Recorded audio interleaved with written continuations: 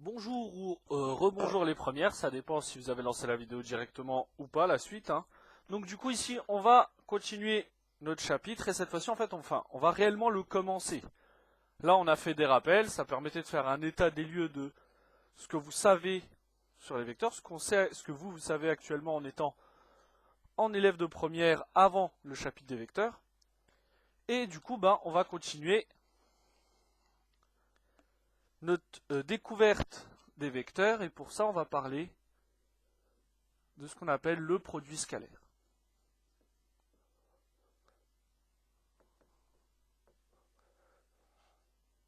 Alors, l'année dernière, vous avez appris à additionner et soustraire des vecteurs.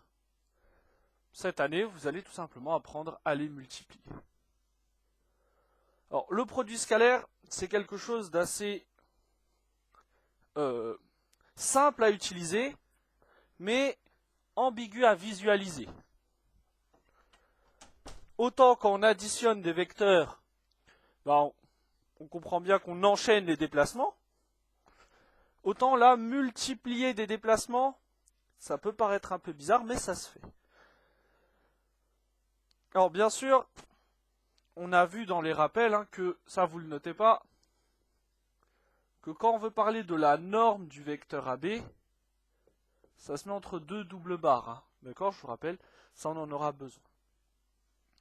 Alors on va mettre un petit 1, tout simplement définition. Qu'est-ce que le produit scalaire et comment se calcule-t-il? Et après on va voir qu'à partir de cette définition, on va avoir la possibilité de calculer plein de nouvelles choses. Alors du coup,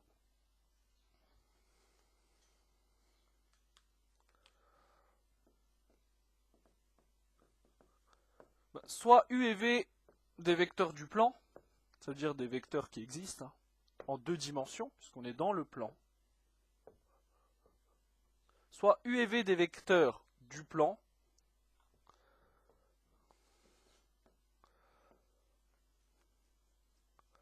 on appellera produit scalaire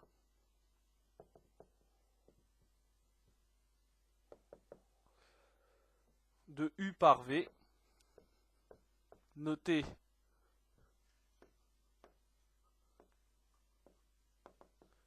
vecteur U point vecteur V, le réel défini par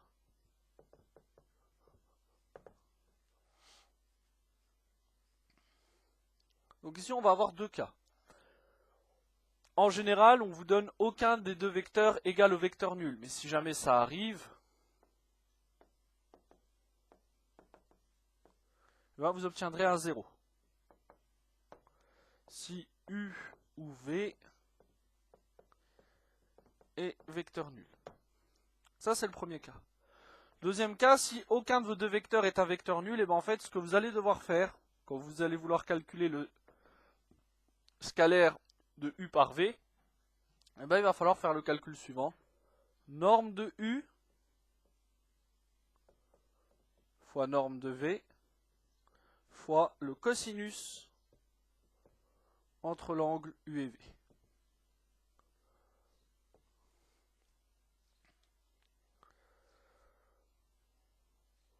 Donc en fait, il va falloir se rappeler comment on fait pour calculer correctement des normes de vecteurs et comment on fait pour calculer des cosinus. Je pense que ça va. Ici, on va se mettre bien sûr en degrés, sauf si on est dans un cercle trigo. Mais on va pas non plus vous faire des vecteurs dans un cercle trigo, ce serait vraiment horrible. Donc du coup, voilà. Ça, c'est la formule centrale du chapitre. Cette formule-là va vraiment définir notre chapitre et on va utiliser cette formule plusieurs fois. Donc cette formule-là, autant vous dire, il faut la connaître, c'est un peu comme la formule du delta. On ne peut pas faire le chapitre du second degré sans connaître la formule du delta. Mais il n'y a pas que cette formule-là, il y a aussi d'autres formules.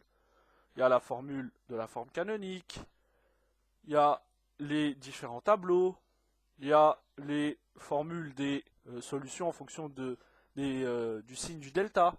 Voilà, pareil. Vous avez une formule importante, mais on va aussi en voir d'autres. Donc ne vous dites pas, j'ai juste besoin d'apprendre cette formule-là pour pouvoir faire le reste. Alors, on va pas dire vecteur U point vecteur V, d'accord? On va dire U scalaire V. Le point se lit scalaire. C'est juste d'un point de vue de la notation, d'un point de vue du langage. Quand moi je vais dire U scalaire V, ça veut dire vecteur U point vecteur V et ça signifie ce calcul-là.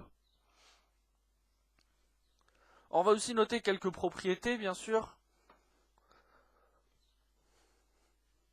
On va mettre un petit 2 propriétés.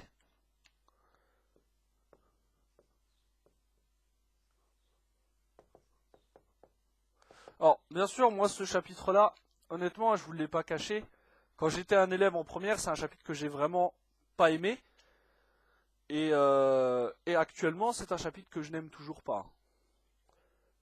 Le cours, vraiment, comme je vous l'ai dit, je m'inspire énormément de mathétiques.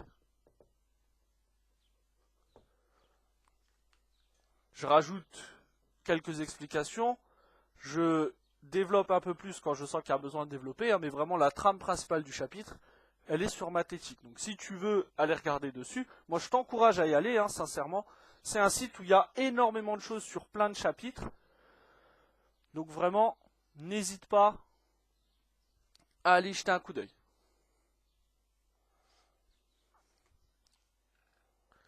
Alors, on va noter les propriétés. Donc on a ce qu'on appelle une propriété de symétrie. Bon, ça veut dire quoi? Donc, première propriété, hein, on a U scalaire V qui est égal à V scalaire U. Comme ça, t'as pas à te poser la question de monsieur, donc ça ce que je note, tu le notes pas, hein. Monsieur, quand on fait U scalaire V, vous avez dit que c'était norme du vecteur U fois norme du vecteur V fois le cosinus entre l'angle U et V. Il y en a beaucoup qui me disent, monsieur, est-ce que l'ordre ici est important? Ben, si scalaire U scalaire V c'est la même chose que V scalaire U, ben on va se retrouver avec ça, hein. Si on respecte l'ordre.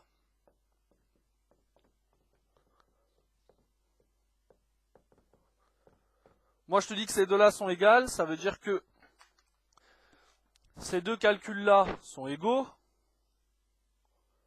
Bah ça c'est la même chose que ça c'est la même chose que ça. Bah ça, du coup, ça doit être la même chose que ça. D'accord? Donc ça permet de répondre à cette question. Si vous voulez la démontrer, c'est tout à fait possible, hein. Pour ça, il va falloir être à jour sur vos formules de trigonométrie. Puisque, en fait, si je prends un angle défini par mes deux vecteurs, hein, U et V, si je prends le cosinus entre l'angle U et V, et que je prends le cosinus de l'angle V vers U, ça va être la même chose, puisque la fonction cosinus est paire. Et donc, si ici j'avais 30 degrés, là j'ai moins 30. Or, je te rappelle, hein, que cosinus de x est égal à cosinus de moins x. Ça, on l'a vu. D'accord? Donc, si je vais de U vers V, si on suit le sens, là on est dans le sens antitrigonométrique, donc on est dans le sens négatif. Donc, j'aurai moins x, et là j'aurai cosinus de x. Donc, forcément, j'ai le même résultat. D'accord? Donc, cosinus de UV ou cosinus de VU, c'est la même chose. Elle vient de là, hein, cette propriété, c'est tout simplement cette petite explication. Ensuite, ben, la distributivité qu'on a vue avec le réel K, c'est-à-dire quand on a vu K fois U plus V, on disait que c'était KU plus K vecteur V. Voilà, ça va être la même chose, mais cette fois-ci, K, ce sera un vecteur. Donc on se retrouve avec vecteur U, entre parenthèses vecteur V plus vecteur W. Ben ça va être égal à tout simplement, tu développes, hein, ça va être U scalaire V plus U scalaire W. Ensuite, les identités remarquables, bien sûr, vont aussi exister d'un point de vue des vecteurs.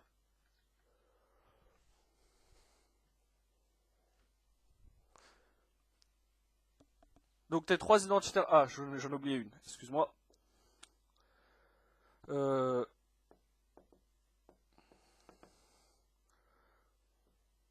le scalaire est commutatif avec la multiplication. C'est-à-dire que ce calcul-là, K scalaire UV, tu peux le faire dans le sens que tu veux. Tu peux dire que c'est U, vecteur U, entre parenthèses, enfin, vecteur U scalaire, d'entre parenthèses, K fois le vecteur V, ou tu peux changer ces deux-là de place, et tout d'abord faire scalaire UV, enfin U scalaire V, et après tout ça, multiplié par K. Quant à un scalaire, en fait, c'est tout simplement les mêmes règles de calcul que le calcul littéral. Et donc je disais, avant d'avoir oublié cette propriété, je disais bien sûr que tes identitaires marquables existent aussi. Et avant d'aller plus loin, je vais parler un peu quand même de ces trois propriétés-là, notamment de la deuxième. Ici on est d'accord, du coup, si je veux distribuer, je me retrouve avec deux scalaires. Ces deux scalaires-là, pour pouvoir les calculer, bien sûr, tu utilises la définition du scalaire. C'est-à-dire qu'ici tu devrais faire norme de U fois norme de V fois le cosinus entre l'angle U et V. Entre cosinus de l'angle entre le vecteur U et le vecteur V. Voilà. Ici, ton U scalaire W, tu vas devoir faire quoi? Tu vas devoir faire norme du vecteur U fois norme du vecteur V fois cosinus de l'angle entre les vecteurs U et W. Donc vraiment, la définition qu'on a notée avant, en fait, elle permet d'apporter une réponse à c'est quoi, comment on fait pour calculer ça. Pareil ici. Alors, on attaque du coup ensuite les propriétés sur les identitaires marquables. Donc, il y en a trois. Donc ici, on va avoir trois propriétés. On va avoir vecteur U plus vecteur V au carré. On aura aussi vecteur U moins vecteur V au carré. Et on aura enfin vecteur U plus vecteur V fois vecteur U moins vecteur V. Donc là, bien sûr, tu reconnais sans aucun doute tes trois identitaires marquables. C'est exactement la même chose. Ici, on aura vecteur U au carré plus 2 U scalaire V plus vecteur V au carré. Ici, la même chose, sauf qu'on a un moins, comme vraiment tes identitaires marquables. Et ici, comme ta troisième identitaire marquable aussi, il n'y a vraiment pas de problème. Alors par la suite, on verra que ce vecteur U au carré, le vecteur V au carré, on va pouvoir l'écrire différemment. Parce qu'on va justement utiliser la propriété du carré. Alors, on en est à combien de temps quand même? Ok. Alors du coup, on va continuer. Là, en gros, on a vu les propriétés. Ce que je te propose, c'est de terminer tout simplement cette vidéo par un exemple. Un exemple où, en fait, du coup, tu vas calculer un scalaire.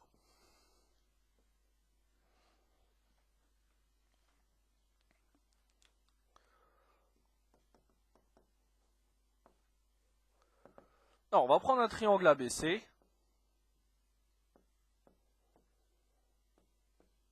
Bon, on dirait pas, mais ce triangle ABC est équilatéral.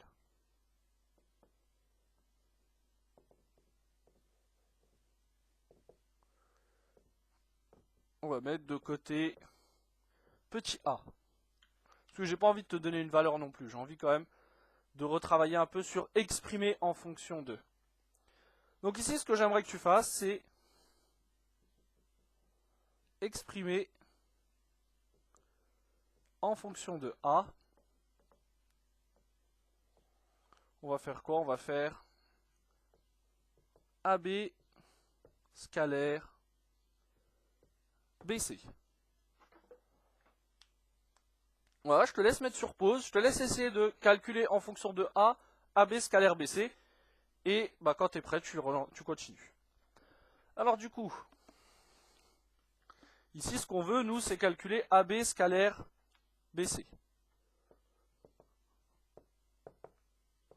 Alors, AB scalaire BC, Bah, si on regarde la définition, ce sera norme du vecteur AB fois norme du vecteur BC fois cosinus de l'angle entre les vecteurs AB et BC.